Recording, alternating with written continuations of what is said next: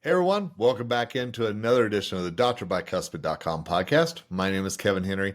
Glad you are on with us today as we continue our case studies around HR in the dental practice. And of course, we have our expert with us, and that is Alan Twigg of Bent Erickson and Associates. Alan, what's going on, my friend? Hey, Mr. Kevin, I am doing great today. Happy to be back and chatting about another one of these. I'm thrilled you are, and I want to make sure if you have not caught up with Alan and what we have done in the previous 4 episodes, make sure that you get on to drbicuspid.com. You can search for Dental HR Case Study on our website, as well as you can look back to our podcast archives as well to find what we have been doing. Again, Dental HR Case Study. And today, my friend, we're going to kick off with a termination. So I'm going to turn it over to you, and then I'll probably have a question or two to ask you at the end like I always do. All righty. Sounds good. So, yeah, this one is about termination and risk and protecting yourself from lawsuits and legal challenges and that whole thing. So, in this case, it was an employee named Sarah, and she was terminated for poor work performance. And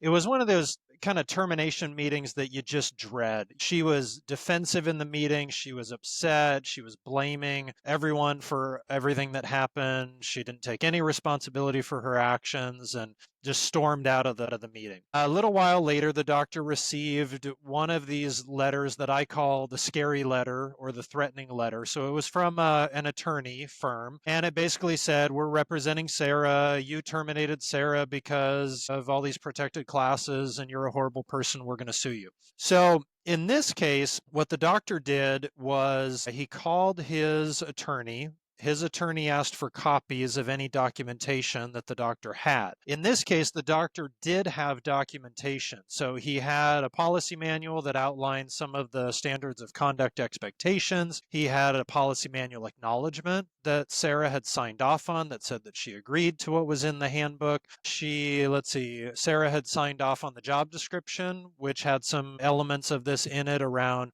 working well with others and those kinds of things. And then the doctor also had done a lot of good documentation along the way outlining Sarah's poor job performance. So performance reviews, written warnings that outline the issues that Sarah was doing, and really important in those written warnings, the written warnings did stipulate that if Sarah's performance did not improve, then further disciplinary action up to and including termination may occur. So the doctor sent all of those documents to his attorney. His attorney drafted a letter with copies of all of that and sent it to this law firm that was representing Sarah. And the end result was basically this whole thing went away and they never heard from Sarah ever again. And so this is one of these tales that we've talked about the importance of documentation, employee handbooks, job descriptions, and all these things. And again, we've also talked about how I recognize these are not sexy, exciting topics. There are things in dentistry that are much more exciting than this stuff. But this is a great example of why these things are so important. We have talked to labor attorneys who will say, yeah, these are specifically labor attorneys who represent employees or former employees. And they have said flat out that if a practice or a business has their ducks in a row and they have documentation, they have all these things in place, they simply don't take the case because it's just a waste of time. It's a losing case. So it's really where a practice has no documentation. They have no, performance evaluations, no written warnings, nothing. And they terminate someone and it's just kind of, oh, it's at will. I can do whatever I want kind of a thing. That's where we see problems. And that's where we see most attorneys representing employers will say, you better just settle this because if you fight this, it's probably not going to be cheap and you might end up losing. So again, this case study is a positive case study. This is kind of an example of what to do. And it's just all about the importance of having those,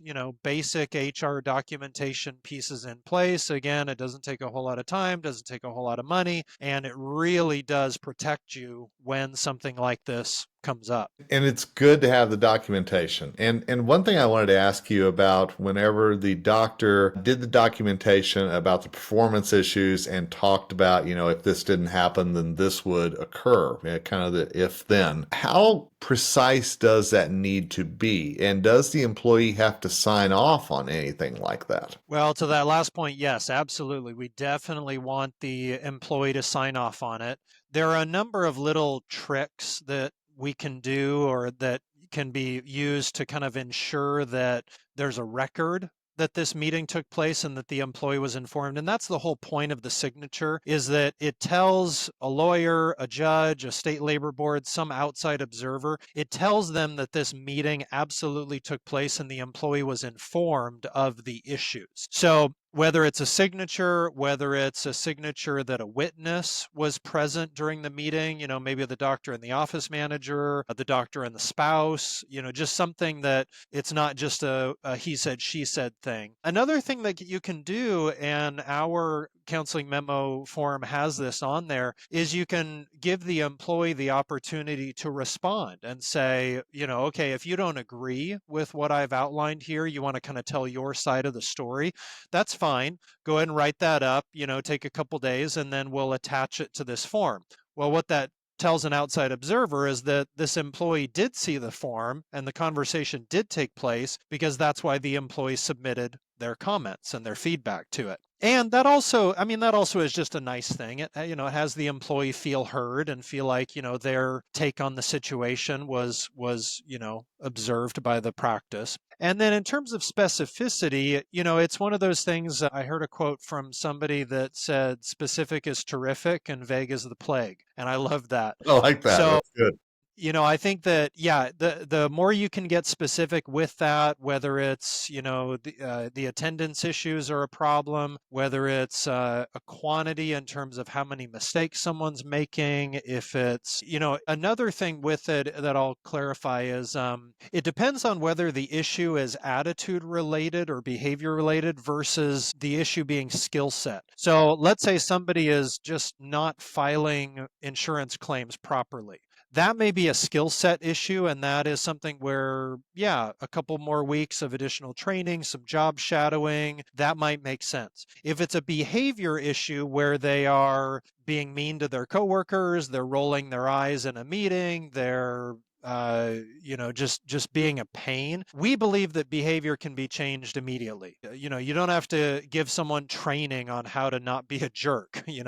They should be able to figure that out tomorrow. So yeah, it also varies in that regard as well. That's good, because I was going to ask you, I'm sure if she was defensive and blaming others after whenever she was terminated, then I'm sure she was doing that ahead of time. It's not like all of a sudden this on-off switch happened. So that's a great point.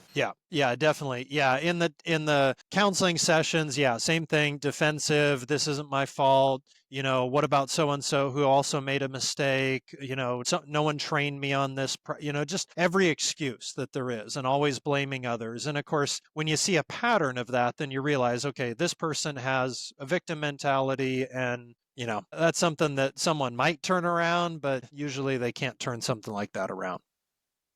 Yeah. I always appreciate your insight, and I always appreciate that you get right to the heart of the matter whenever it comes to this, because these are issues that happen in dental practices, and so these case studies are so, so valuable. And I also know, along with joining us on the drbycuspid.com podcast, you've got a podcast of your own where you're tackling a number of these subjects as well. Yeah, we do. Yeah, we've got a podcast that's called the Dental HR Podcast, and we started it just because there is, there's a lack of really good, high quality HR training in dentistry. And so our podcast is like that. It's all educational. We take particular topics like, payroll deductions, drug testing, hiring, interview questions, all kinds of different topics that are helpful in HR, in dentistry specifically. And yeah, we just tackle those, and it's a nice variety. It's a good mix. And so, yeah, if folks aren't familiar, go check it out. There's a whole bunch of episodes now, almost a year's worth of episodes to catch up on. So whatever topic you want to learn more about, enjoy. So if you're reading this on drbicuspid.com, we'll have a link not only to Ben Erickson and Associates on there, so you can learn more about what Alan and his